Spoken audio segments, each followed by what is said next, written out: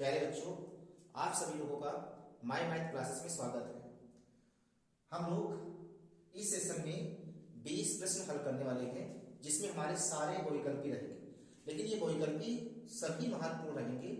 कोई ये जरूरी नहीं है कि ये बहुविकल्पी में आपको देखने को मिलेंगे। क्या पता यही प्रश्न आपको 2 नंबर में भी मिल जाए। लेकिन हमारा उद्देश्य है कि इन सभी को बहुविकल्पी में हल करेंगे, जिसमें आप लोगों को एक प्रश्न दिया रहेगा और इसमें 4 ऑप्शन रहेंगे। तो हम लोगों को बोर्ड एग्जाम को देखते हुए हम लोग इन 20 बहुविकल्पी को हल करेंगे। लेकिन ये सेशन आप लोगों का डेली चलने वाला है, जिसमें हम रोज 20 प्रश्नों को हल करेंगे।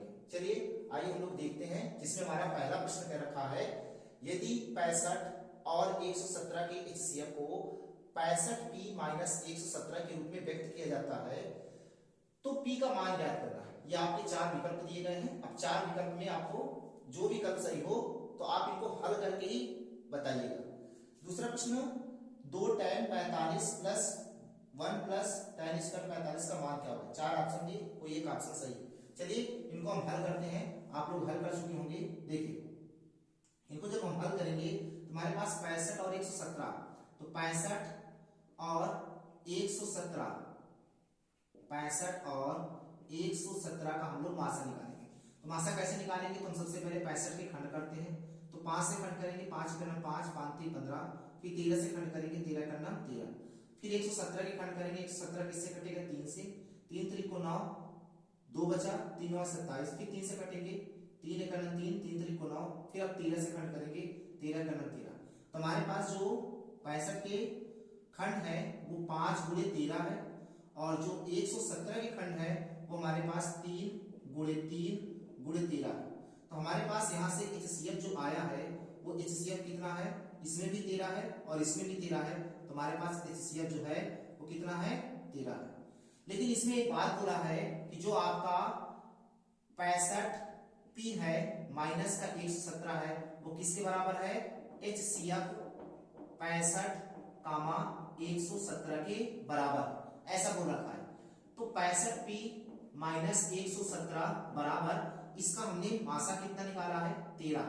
ये गिनती माइनस से 117 माइनस का ही उधर जाएगा, कैसे हो जाएगा, प्लस से हो जाएगा। तो 65p बराबर 13 प्लस का 117, तो 65p बराबर कितना हो जाएगा, जब हम 117 में 13 जोड़ेंगे तो हमारे पास आ जाएगा 130। तो p का मान कितना हो जाएगा, तो p बराबर हो जाएगा 130 बटे 65। 65 से काटेंगे, 65 65, 65 गुना 130, तो p की वैल्यू कितनी आ जाएगी, 2। अर्थात हमारा विकल्प कौन सा होगा, दूसरा। अब चलते हैं अगले क्वेश्चन में। हमारा क्वेश्चन दूसरा क्या रखा है, 2 tan 45 अंश का 2 tan 45 अंश बटे 1 प्लस tan स्क्वायर 45 अंश का मान क्या होगा। तो आपको ट्रिग्नोमेट्री के सभी मान याद होने चाहिए। अगर आपको मान नहीं पता है तो आप इस सवाल को नहीं हल कर सकते। हम जानते हैं, इसको हल करेंगे। हम जानते हैं tan 45 का मान कितना होता है, तो tan 45 अंश का मान होता है 1। अब जहां जहां आपको tan 45 देखिए वहां आप इसको 1 रखेंगे, 2 गुणे tan 45 की जगह पर 1 रखेंगे बटे 1 प्लस tan स्क्वायर 45 का मान 1 है, 1 का वर्ग कर देंगे तो हमारे पास 2 1 2 बटे 1 प्लस 1 अर्थात कितना आ जाएगा, 2 बटे 2, 2 से 2 काट देंगे तो हमारे पास कितना आ जाएगा, 1। तो हमारा विकल्प कौन सही होगा, तीसरा। तो हमारे 2 प्रश्न थे। अब 2 प्रश्न में आपको हमारे साथ ही लगाते चलना है और आपको देखना है कि 20 प्रश्न में आप कितने प्रश्न कर लेते हैं। तो आप डेली लगाइएगा तो कहीं ना कहीं आपको बहुत मैथ में अच्छे नंबर करने का मौका मिलेगा, जिसमें आप अपनी गलतियों को सुधार सकते हैं। चलिए हम लोग आगे क्वेश्चन देखते हैं, आगे कौन से क्वेश्चन है। देखिए चलते हैं हम लोग तीसरे प्रश्न की तरफ। तो तीसरा प्रश्न और ये फिर आपका चौथा, ये पांचवा। तो तीसरा प्रश्न आपको लासा निकालने के लिए कह रहा है। तो बहुत आसान प्रश्न है और आप लोग निकाल सकते हैं। आप लोग भी करके देखिए और हम भी साथ में करते हैं। देखिए क्या है, 15 कामा 18 और कामा 24। जब लासा की बात आती है तो लासा हम लोग एक साथ निकालते हैं और मासा की बात आती है तो मासा हम लोग अलग अलग निकालते हैं। तो देखिए 2 से कटेगा तो 2 से 15 कटेगा नहीं, 18 काटेंगे तो 2 ने 18, 2 1 2, 2 दूना 4, फिर 2 से काटेंगे तो 15 तो कटेगा नहीं, 9 भी नहीं कटेगा तो 2 6 12, फिर 2 से काटेंगे तो 15 तो कटेगा नहीं, 9 भी नहीं कटेगा, 2 3 6। अब किससे काटेंगे, तो 3 से काटेंगे तो 3 5 कितना हो जाएगा हमारा 15, और 3 3 को 9 और 3 1 3। अब किससे काटेंगे, 3 से 5 तो कटेगा नहीं, 3 1 3, फिर किससे काटेंगे 5 से, 5 का नाम 5। तो हमारे पास जो लासा है, लासा किसका यानी एलसीएम, तो हम इसको एलसीएम किसका किसका निकाल रहे हैं 15, 18 और 24 का। तो क्या हो जाएगा, तो ध्यान से देखना हमारे पास खंड है 2 गुणे 2 गुणे 2 गुणे 3 गुणे 3 गुणे 5। तो 1 2 3, 2 कितने बार है 3 बार है, और 3 कितने बार है 2 बार, और 5 1 बार। तो 2 दूना 4, 4 दूना 8, 8 3 24, 24 3 72, 72 का अगर हम 5 में गुणा करेंगे तो कितना आ जाएगा 5 दूना 10 और 5 से 35 1 36 यानी 360। कौन सा विकल्प सही होगा, चौथा। अब चलते हैं अगले प्रश्न चौथे में। हमें इसमें क्या कह रहा है सरलतम रूप लिखिए। अब सरलतम रूप का कहने का मतलब इसको कितने छोटे से छोटा हम कर सकते हैं। ये 4 ऑप्शन दिए, अब 4 ऑप्शन में कौन सा हो सकता है। तो अगर हम इसको हल करना चाहें तो 148 देखते हैं, 148 बटे 185 किससे कटेगा।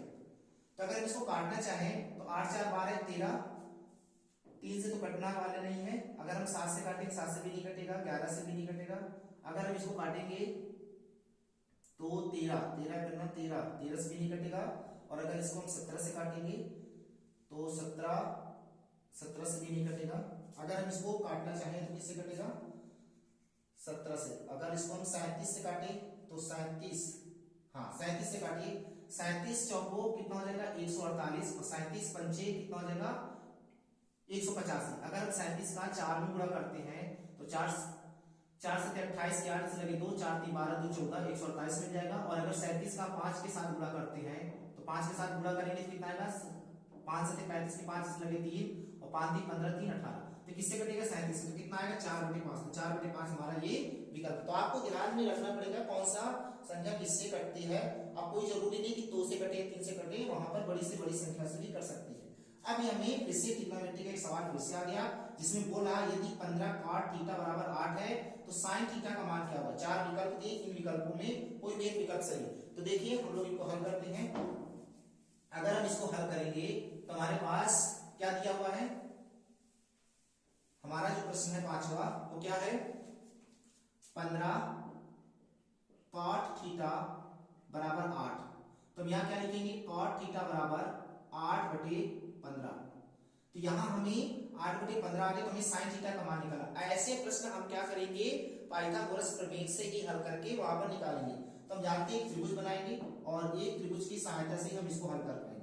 अब ये त्रिभुज कैसा है समकोण, तो इस त्रिभुज का नाम लिख लेते हैं ABC और ये समकोण मान लेते हैं और C को हम क्या मान लेते हैं थीटा। तो cot थीटा बराबर क्या होता है, तो cot थीटा बराबर होता है आधार बटे लंब और tan थीटा बराबर होता है लंब बटे आधार। तो हमारे पास यहाँ समकोण के ठीक सामने भुजा कर्ण होगी और कर्ण के ठीक सामने वाली भुजा हमारे पास लंब होगी और ये हमारे पास क्या होगा आधार होगा। तो अब यहाँ ध्यान से देखिए आधार हमारे पास क्या है 8 है और लंब क्या हमारे पास 15 है। तो हमें क्या निकालना है कर्ण। तो हम जानते हैं पाइथागोरस प्रमेय क्या होती है कर्ण का वर्ग, अगर इधर हम करते हैं कर्ण का वर्ग बराबर लंब का वर्ग प्लस आधार का वर्ग। अब हम यहाँ पर वैल्यू रखेंगे कर्ण कितना है तो कर्ण हमें पता नहीं, तो कर्ण का नाम क्या है AC का वर्ग बराबर लंब क्या है हमारे पास 15, यहाँ लिखेंगे 15 का वर्ग प्लस आधार, आधार कितना है 8 तो हम लिखेंगे 8 का वर्ग। तो AC का वर्ग बराबर 15 का वर्ग कितना हो जाएगा 225 प्लस 8 का वर्ग कितना हो जाएगा 64। तो AC का वर्ग बराबर कितना हो जाएगा, इनको जोड़ेंगे तो हमारे पास हो जाएगा 289। तो इधर से वर्ग घटाएंगे इधर क्या चल जाएगा अंडर रूट, तो 289 किसका वर्गमूल हो जाएगा तो हमारे पास आ जाएगा 17। अब ये हमारे पास कर्ण पता हो गया 17। हमें निकालना क्या है, निकालना हमें साइन है। तो साइन थीटा बराबर होता क्या है, तो साइन थीटा बराबर होता है लंब बटे कर्ण, लंब बटे कर्ण। तो लंब हमारे पास कितना है, लंब कितना हमारे पास है, लंब हमारे पास है 15 और कर्ण हमारे पास कितना है 17। तो 15/17 कौन सही है, चौथा विकल्प। तो ये इस तरह के हमारे प्रश्न है। अब हम चलते हैं आगे के प्रश्न, आगे जैसे प्रश्न हमारे देखिए ये हमारे क्वेश्चन है 5 के बाद हमारे पास 6 7 8 9 10 ये क्वेश्चन है। और जिसमें हमारे क्वेश्चन इस बार हमने आप लोगों को वैकल्पी में नहीं रखा 4 ऑप्शन कि आप ऐसे हल करिए और इसके बाद बताइए कि कौन सा इसमें आंसर हो सकता है। देखिए चलिए हल करते हैं।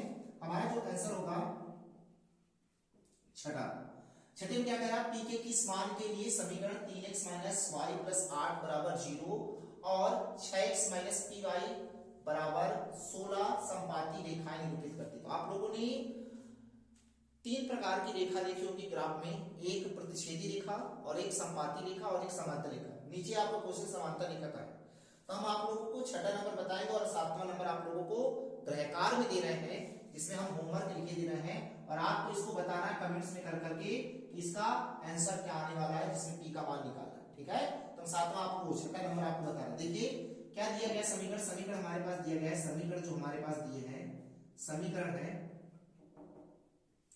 समीकरण हमारे पास दिया है 3x माइनस का y और प्लस का 8 बराबर 0, इसको समीकरण 1 मान लेते हैं।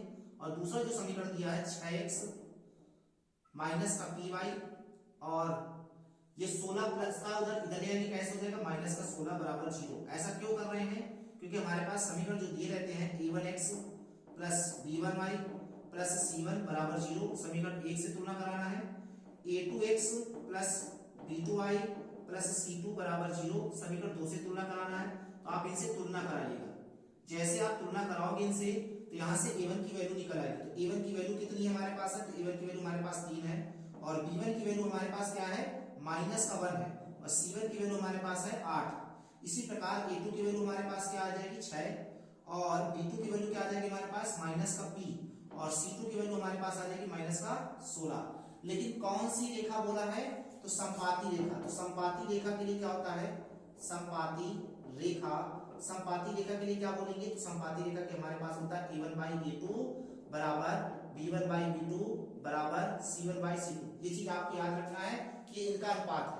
अगर हम इनका अनुपात हल करने की कोशिश करें कि क्या होगा, तो ध्यान से देखिए यहां पर लिखे दे रहे हैं a1 की वैल्यू क्या हो जाएगी, a1 की वैल्यू हमारे पास 3 है, 3 बटे और a2 की वैल्यू 6 है बराबर b1 की वैल्यू माइनस का 1 है और b2 की वैल्यू हमारे पास माइनस का p है बराबर c1 की वैल्यू 8 है और ये c2 की वैल्यू माइनस का 16। हमें दो पद लेकर के चलना है और दो पद लेकर के हल कर लेना, माइनस माइनस कर जाएंगे 3 बटे 6 बराबर 1 बटे p। इसको जब हल करेंगे 3 का 3 3 दूना 6 तो p का 1 गुणा करेंगे p का p और 2 का 1 गुणा करेंगे 2 का 2, यानी p का मान हमारे पास कितना है 2। और सेव आपको इसी तरह करना है 7वां आपके लिए ग्रहकार है, जिसमें आपको कमेंट्स करके बताना है कि p का मान कितना निकलेगा। बस अंतर ये है कि यहाँ संपाती रेखा है और यहाँ पर क्या है समांतर रेखा। अब हम चलते हैं अगले प्रश्न। अगला प्रश्न हमारे पास क्या दिया गया है, अगला प्रश्न हमारे पास 8वां है। 8वां प्रश्न हल करने की कोशिश करते हैं। देखिए 8वां आप लोग पढ़िए और प्रयास करिएगा हल करने की, इसमें साथ साथ हम भी हल करते हैं। देखिए 8वां प्रश्न जो हमारे पास है, 8वें का जो आंसर होगा 8वां क्या है, यदि त्रिभुज हमारे पास दो त्रिभुज दिए हैं, दोनों त्रिभुज कैसे समरूप। हमारे जो सिलेबस में है वो समरूप आकृतियों को पढ़ने के लिए दिया गया है, लेकिन जब आप कक्षा 9 में पढ़ रहे थे तो वहां पर सर्वांगसम की स्थितियां हैं, तो आपके सिलेबस में सर्वांगसम स्थितियां है ही नहीं है और वो है कौन से त्रिभुज समरूप। तो आप समरूप में ये चीज आपको याद रखना है कि समरूप अगर आप किसी त्रिभुज को सिद्ध कर रहे हो तो उनकी भुजाओं को अनुपात में ही सिद्ध कर सकते हैं, लेकिन यहाँ पर भुजाओं का अनुपात नहीं कहा गया है, यहाँ पर कोण दिया गया है। तो हम सबसे पहले क्या बनाएंगे त्रिभुज। तो त्रिभुज देखिए यहाँ पर हमारे पास A है, B है और C है। दूसरा त्रिभुज हमारे पास दिया है, X, Y और Z। मान किसका दिया A का, A की जगह पर क्या लिखेंगे 75 अंश और Y की जगह पर क्या लिखेंगे 57 अंश। और तो हमें कोई दिया नहीं है और हमसे बोला कि C का मान निकालो, लेकिन इसमें साफ साफ कह रहा है कि ये दोनों त्रिभुज समरूप हैं, इसी स्थिति में समरूप हैं। तो हम यहाँ लिखेंगे त्रिभुज ABC समरूप है त्रिभुज X Y Z। हमको ये पता है कि A किसके बराबर होगा X के, यदि A X के बराबर होगा तो X अगर A 75 का है तो X भी कितने का होगा 75 का। यदि कोण A किसके बराबर होगा, कोण X के बराबर होगा और साथ में कोण B किसके बराबर होगा Y के। तो Y कितना 57 अंश, तो B भी कितना होगा 57 अंश। तो कोण B किसके बराबर होगा, कोण Y के, और कोण C किसके बराबर होगा, कोण Z के। तो अब यहाँ से हम लोग हल कर लेते हैं। कैसे हल करेंगे, हम जानते हैं त्रिभुज के तीनों कोणों का योगफल कितना होता है 180 अंश। कोण A प्लस कोण B प्लस कोण C बराबर कितने अंश 180 अंश। अब इसको हल करते हैं। कोण A हमारे पास कितना दिया है 75 अंश प्लस कोण B हमारे पास कितना दिया है 57 अंश और कोण सी हमारे पास कितना दिया है, निकालना है, बराबर 180 अंश। इन दोनों को जोड़ लें, 7 5 12, 7 5 12 1 13, 132 अंश प्लस का कोण सी बराबर 180 अंश। तो कोण सी बराबर कितना हो जाएगा, 180 से 132 अंश घटा देंगे तो हमारे पास कोण सी निकाला जाएगा। 10 में से 8 2 गए 8, यहाँ 7 7 में से 3 गया 4, तो कितना आया हमारे पास 48 अंश। तो हमारे पास इसका आंसर क्या हो जाएगा, 48 अंश। आपको समझ में आ गया होगा, हमें सबसे पहले त्रिभुज बनाना है। त्रिभुज में ये कंडीशन लिख रखा है कि समरूप, अगर समरूप है तो जो जिस जैसी स्थिति में रखा वैसे उनके कोण बराबर होंगे। ए एक्स के बराबर होगा, बी वाई के बराबर होगा, सी ऑलरेडी जेड के बराबर होगा। और सी है कितने का, तो सी हमारे पास 48 अंश का है, तो ये भी कितने अंश का आएगा, 48 अंश। अब हम चलते हैं 9वें प्रश्न पे। 9वां प्रश्न और 10वां प्रश्न दोनों एक ही तरीके के हैं, बस अंतर ये है कि वो मध्य बिंदु के निर्देशांक दिए हैं और इसमें हमें बीच की दूरी निकालना है। अब बीच की दूरी कैसे निकालना है, ध्यान से पढ़िए। कह रहा बिंदु M दिया है और मूल बिंदु से दूरी पूछा है। तो मूल बिंदु से दूरी पूछने का अर्थ यही हुआ कि हमें मूल बिंदु के निर्देशांक क्या होते हैं, तो मूल बिंदु के निर्देशांक होते हैं 0, 0। एक हमें 0, 0 दिया है और एक हमें निर्देशांक दिया -3, 4 दिया है। ये हमारे पास x1 हो जाएगा, ये y1 हो जाएगा, x2 हो जाएगा, ये y2 हो जाएगा। अब बीच की दूरी पूछा है तो बीच की दूरी को हम d से प्रदर्शित करते हैं। d बराबर सूत्र होता है हमारे पास x2 माइनस का x1 का वर्ग प्लस y2 माइनस y1 का वर्ग, ये होते हैं।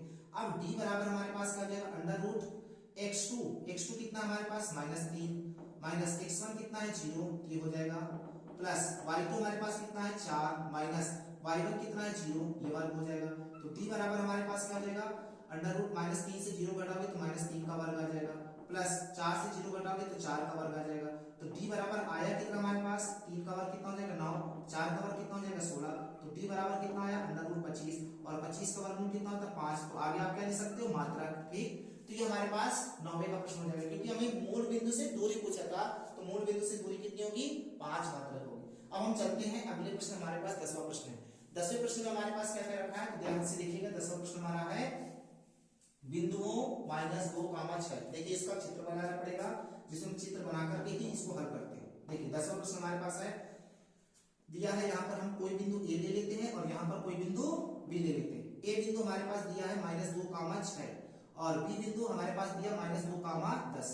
ये प्रश्न कोई जरूरी नहीं है कि आपके प्रश्न में केवल वैकल्पिक में ही आए, क्या पता 2 नंबर का भी आ सकता है। तो आपको सभी तरीके से सॉल्व करने का तरीका भी पता होना चाहिए कि हम ऐसे इसको सॉल्व कर सकते हैं, नहीं कि केवल आपको टिक लगाना हो। ध्यान से देखिए, यहाँ पर हम कह सकते हैं कि हमें मध्य बिंदु के मिलाने वाला रेखाखंड के मध्य बिंदु के निर्देशांक, मध्य बिंदु हम कोई मान लेते हैं C और C का निर्देशांक x, y है। अच्छा, मध्य बिंदु के निर्देशांक के सूत्र क्या होते हैं, यहाँ पर हम लिख लेते हैं मध्य बिंदु के निर्देशांक। तो मध्य बिंदु के जो निर्देशांक होगा वो सबसे पहले हम x का निकाल लेते हैं। तो x बराबर सूत्र होता है x1 प्लस x2 बटे 2। अच्छा, ये हो जाएगा आपका x1 y1, ये हो जाएगा x2 y2। तो यहाँ पर x बराबर x1 कितना है -2 प्लस x2 कितना है -2 बटे क्या करोगे 2। x बराबर कितना हो जाएगा -2 बटे 2, अर्थात वो कितना आ जाएगा, तो x बराबर हो जाएगा -4 बटे 2। हल करोगे कितना आ जाएगा -2, तो x बराबर कितना आ गया -2, तो x का तो मान -2 आ गया। लेकिन अगर हम y बराबर निकालेंगे तो y1 प्लस y2 बटे 2 हो जाएगा। तो y बराबर कितना आ जाएगा, y1 कितना हमारे पास 6 है प्लस y2 कितना है 10 है बटे 2। तो y बराबर कितना आ जाएगा, 10 में 6 जोड़ेंगे 16 बटे 2। हल करोगे तो कितना आ जाएगा 8। तो निर्देशांक क्या हो जाएंगे, तो निर्देशांक निकालो। तो निर्देशांक हमारे हो जाएंगे क्या, पहले x वाला लिख लो, x वाला कितना है -2 और फिर y वाला कितना है 8। तो इसके निर्देशांक क्या हो जाएंगे -2, 8। ये हमारे 10 का सवाल होगा। इसके बाद फिर हम आगे चलते हैं। अगला सवाल हमारा देखिए, अब हम लोग चलते हैं 11वें प्रश्न पर। कह रहा है देखिए फिर से ट्रिग्नोमेट्री 11 और 12 दोनों, तो हमारे ट्रिग्नोमेट्री के 4 सवाल हो गए।